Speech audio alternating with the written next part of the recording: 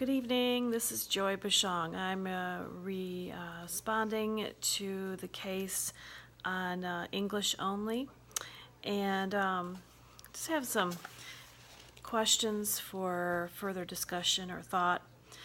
One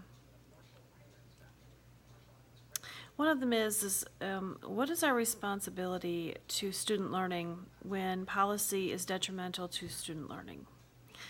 Do we change our policy because we're told to do that, even though we may know as teachers that it may negatively affect our students?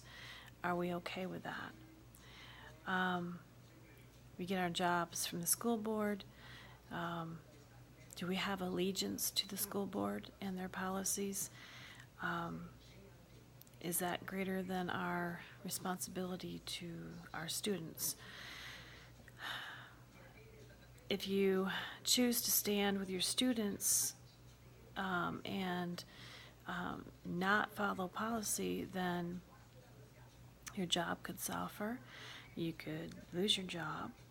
So really what this does is thrust us into a moral question of, do I choose to help students at the possibility of a backlash with my job, or do I take care of myself and in my job position first and bow to policy, and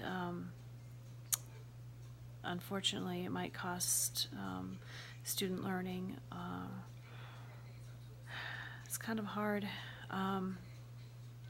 I hope, I'd like to think that I would do the last, where I would, or the latter, I should say,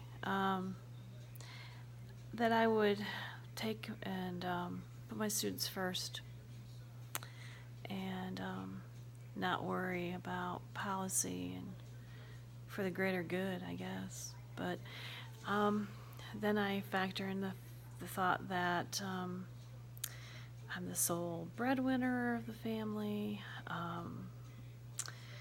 and if I lose my job, we like to have a house, and like to have food to eat and electricity, and so I think in reality I probably would choose to follow policy, and maybe try to find a go-around in some ways within my individual classroom. But it's an interesting question. It's an interesting dilemma.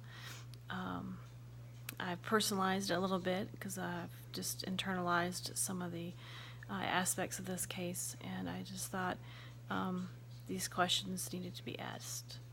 All right, guys, we'll talk later. Have a good evening. Bye.